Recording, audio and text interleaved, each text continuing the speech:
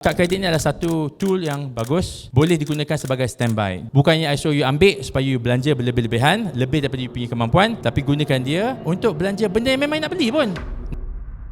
Hai, nama saya Nabila. Saya nak tanya, boleh ke student ada credit card? Oh, very good question. Tadi I cakap tadi, apakah the minimum requirement untuk credit card? Dari segi umur berapa? 1 tahun. So dari segi umur tak ada masalah. Nombor 2 adalah income. You minimum adalah kena ada berapa?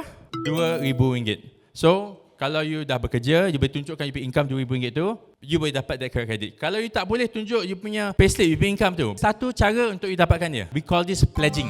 Now you see, kebanyakan orang punya income tak semestinya something yang official. Dia ada duit, dia boleh pakai duit tu, cuma dia tak nak buktikan duit tu. Itu nombor 1. Nombor 2 adalah, kad kredit ni is a revolving credit. You pakai hari ni, bank tak expect pun you simpan benda tu untuk berbulan-bulan, bertahun-tahun. Dia expect you clearkan juga akhir bulan. So you boleh je pledge, contohlah you ada RM5,000, you pledge dekat bank, you kata jadikan ni FD, dan you, the bank, pegang FD certificate ni. Kalau saya tak bayar apa-apa, you ada security di mana you boleh bayar, you boleh ambil duit RM5,000 ni. Dan kalau you buat macam ni, you punya credit limit is going to be equal, 1-to-1. You pledge RM5,000, you pay kad kredit pay limit adalah RM5,000 juga. And then, yang RM5,000 tu letak dalam FD dekat bank tu, akan dapat pulangan jugalah, ikut the prevailing rates of the kad kredit tersebut. Now, ada orang tanya, dari segi scoring, dia gaji dah okey, umur pun dah lepas, gaji dia maybe RM3,000, umur dah 21, tapi scoring dia kosong. Dia tidak ada sebarang rekod pinjaman, dan bank tak suka orang yang dia tak kenal. Kalaulah dia kenal you ada hutang dengan dia, okey lagi. Tapi kalau you ada hutang dengan orang lain atau tak ada hutang langsung, dia tak kenal you, susah. So, let's say lah you buat pledging dulu, ada likelihood dia akan bagi you kad kredit tu. Lepas setahun, you dah ada rekod secret. You kata, bank, saya nak apply for credit card macam biasa, bukan ikut pledging. You pun apply. Dah dapat kad kredit tu, you boleh tutup kad kredit yang pledging tu,